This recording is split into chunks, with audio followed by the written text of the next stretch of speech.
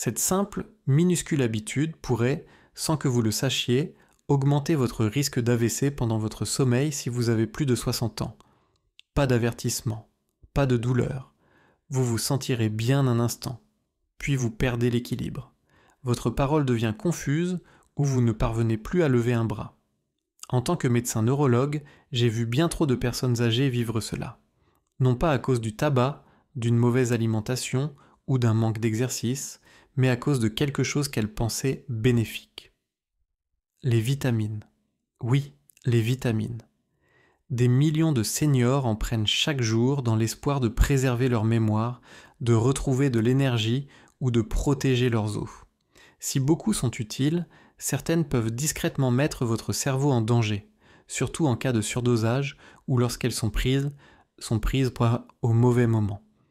Aujourd'hui, je veux vous parler de 5 vitamines courantes qui peuvent augmenter le risque d'AVC, de pic de tension ou d'hémorragie cérébrale, surtout au petit matin, lorsque le cerveau est le plus vulnérable. Cette vidéo pourrait littéralement vous sauver la vie si vous avez déjà pris de la niacine, de la vitamine D, E, B6 ou A. Dites-moi avant de commencer, vous êtes-vous déjà demandé si les vitamines pouvaient être dangereuses ? Tapez 1 dans les commentaires si oui. Si tout cela est nouveau pour vous, tapez 0 pour en savoir plus.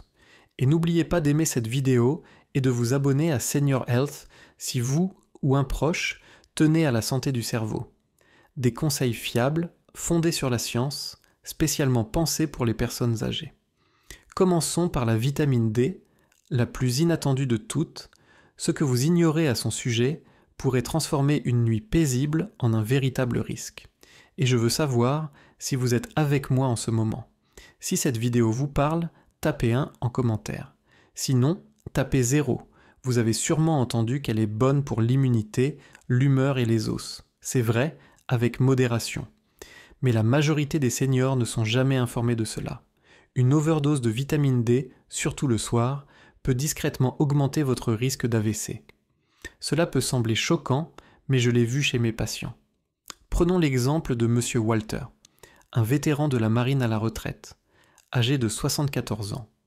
Il était attentif, respectueux et soucieux de sa santé. Tous les matins, il préparait religieusement ses vitamines, dont une capsule de vitamine D de 10 000 unités internationales achetées en pharmacie. Il pensait protéger ses os, mais il ignorait que cette habitude apparemment inoffensive menait lentement son corps vers une catastrophe silencieuse. Un matin, sa femme l'a trouvé confus. Il avait du mal à parler, son bras droit était inerte, un accident vasculaire pendant la nuit. Sa tension artérielle était instable, ses artères raides, son taux de calcium dangereusement élevé, le coupable, un excès de vitamine D. En effet, consommer de fortes doses de vitamine D, surtout sans prescription médicale, augmente la concentration de calcium dans le sang. Et comme le corps ne sait pas quoi faire de tout ce calcium en excès, il l'envoie dans les artères, les rétrécissant et les durcissant. Et vous savez ce que cela peut provoquer ? Un caillot sanguin qui part directement vers le cerveau. Avec la déshydratation, le manque de sommeil et l'augmentation naturelle du calcium la nuit, les artères vieillissantes deviennent le terrain parfait pour un AVC. Le plus terrifiant, c'est qu'il n'y a aucun signe avant-coureur. Vous vous couchez en bonne santé et vous vous réveillez transformé à jamais. Voici quelque chose que vous ignorez peut-être.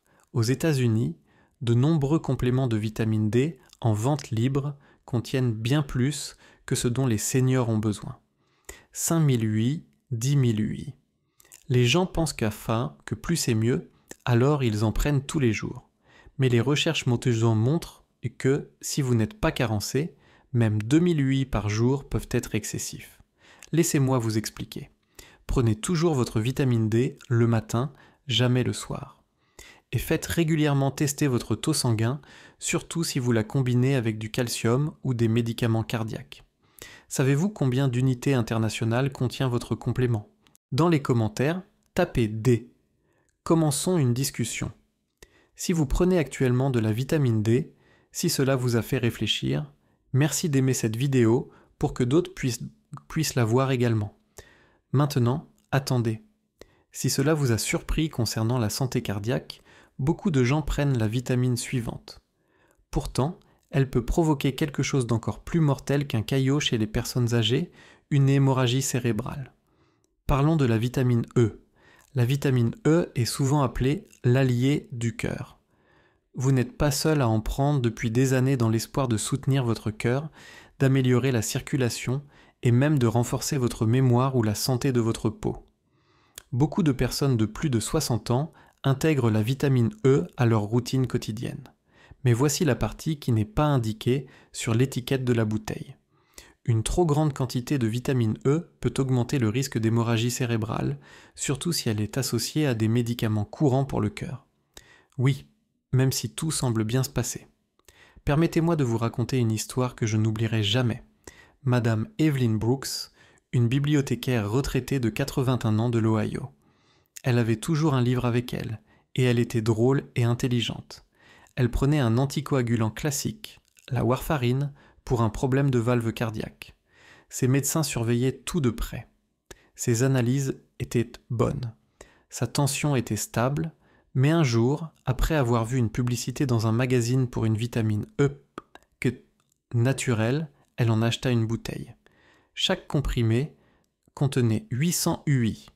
Elle m'a dit « Je croyais que ça allait améliorer ma circulation et ma mémoire. » 3 semaines plus tard, elle fut envoyée aux urgences après avoir vomi, ressenti de la confusion et une violente migraine.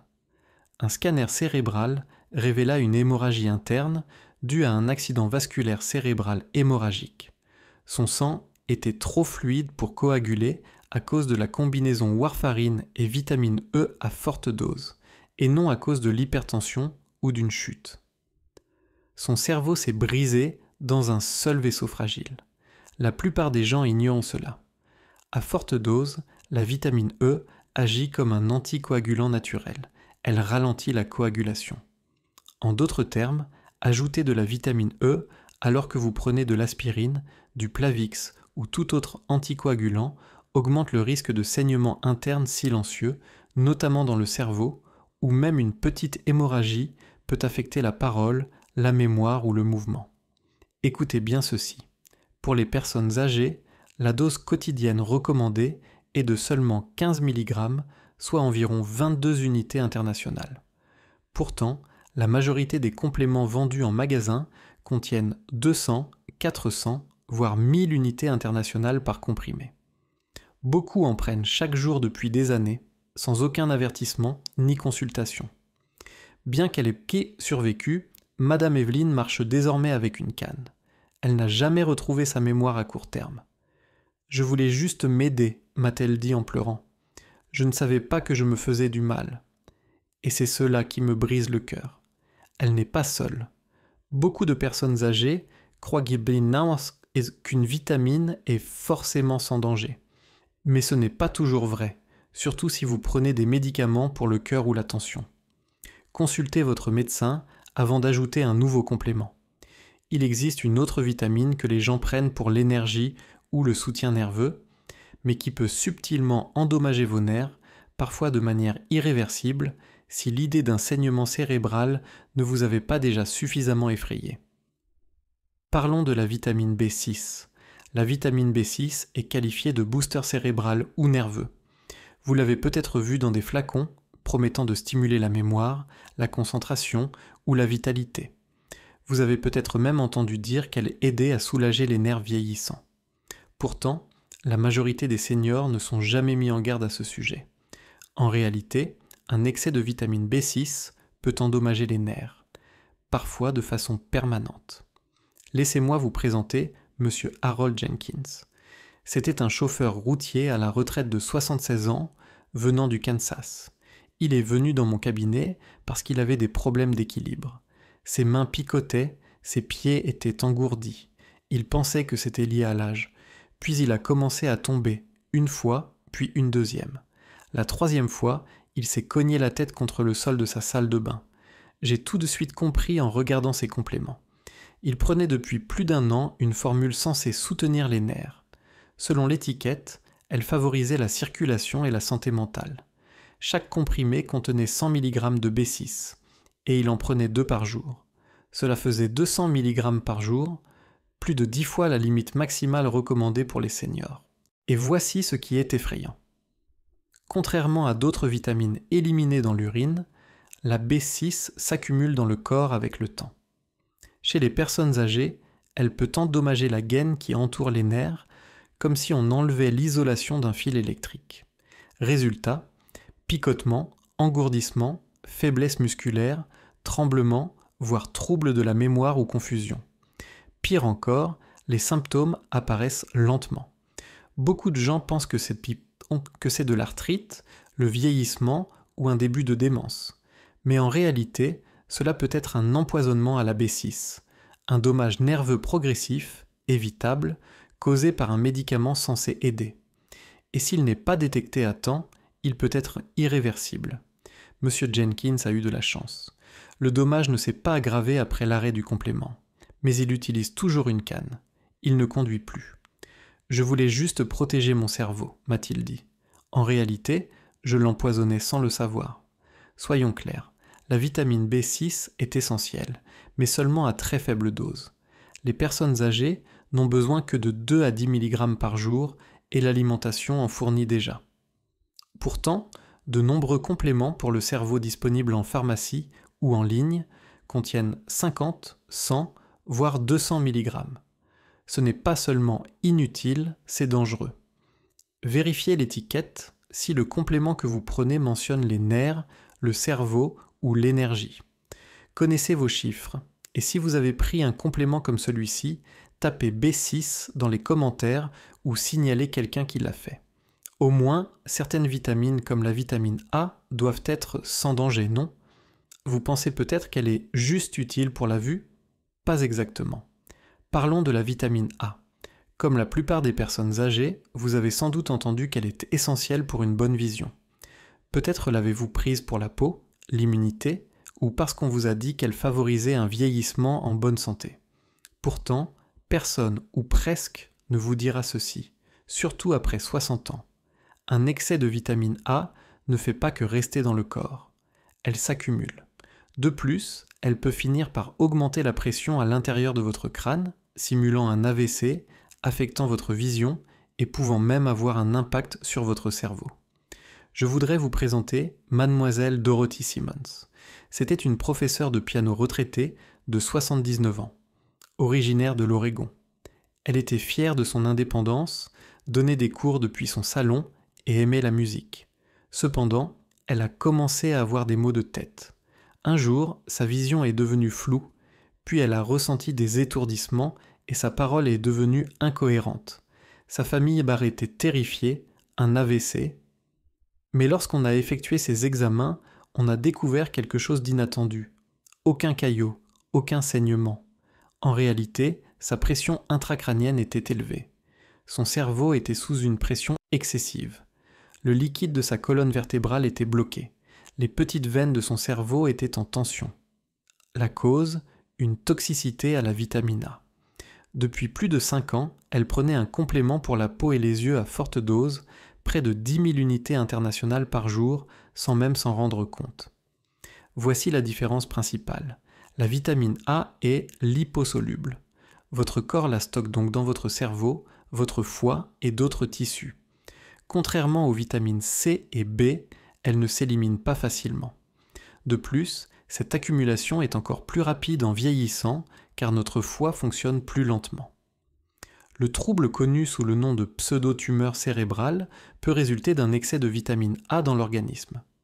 Les signes, maux de tête, vision double ou floue, étourdissement, nausées, voire déclin cognitif irréversible ou perte de la vue. Le plus difficile, la quantité de vitamine A nécessaire est déjà présente dans plusieurs multivitamines. Mais en ajoutant des soins pour la peau, les yeux ou anti-âge, certaines personnes comme Madame Dot doublent ou triplent involontairement la limite supérieure sécuritaire pour les seniors, entre 2500 et 3000 unités internationales par jour et uniquement sous surveillance médicale si nécessaire. Pourtant, de nombreux compléments vendus en ligne contiennent 5000, 10 000 UI ou plus.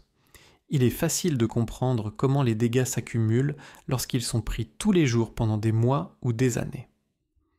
Bien que Madame Dodd se rétablisse progressivement, elle a maintenant besoin de bilans oculaires réguliers, de contrôle de la pression artérielle et de séances d'équilibre. « Je pensais faire quelque chose de bon pour mon corps », m'a-t-elle dit. « Je ne savais pas que cela pouvait nuire à mon cerveau. » Je raconte son histoire pour cette raison, car il ne s'agit pas d'effrayer.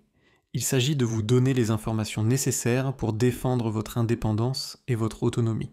Attendez de savoir ce qui se passe lorsqu'une vitamine censée protéger le cœur et le cholestérol fait grimper votre tension artérielle.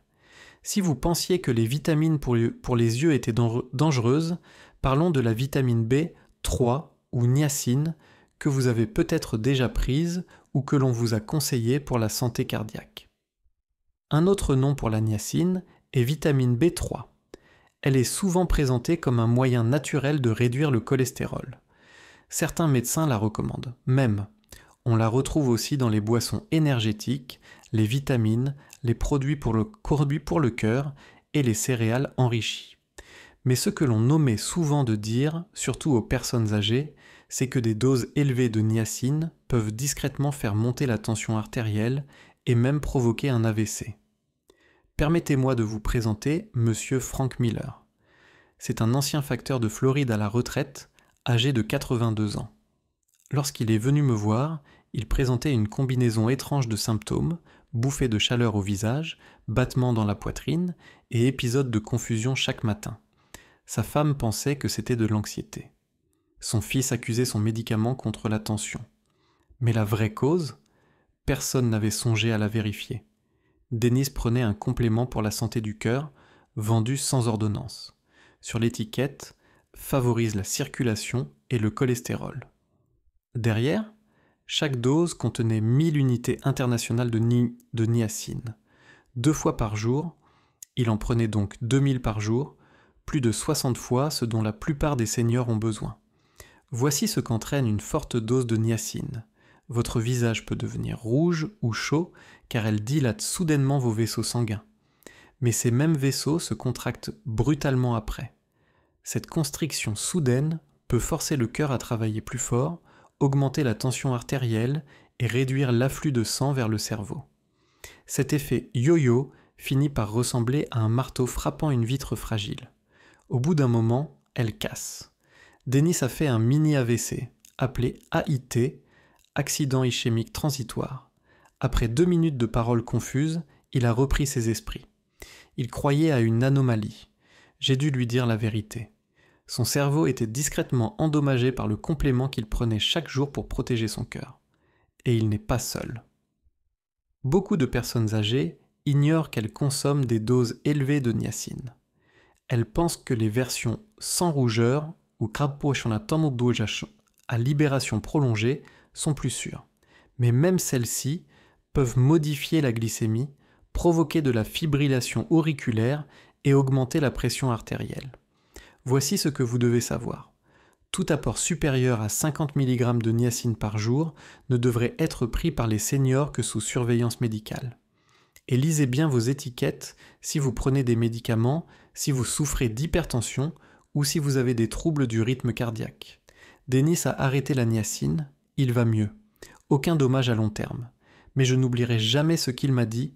Je croyais tout faire correctement, docteur. Je ne savais pas que je transformais mon cerveau en terrain de jeu.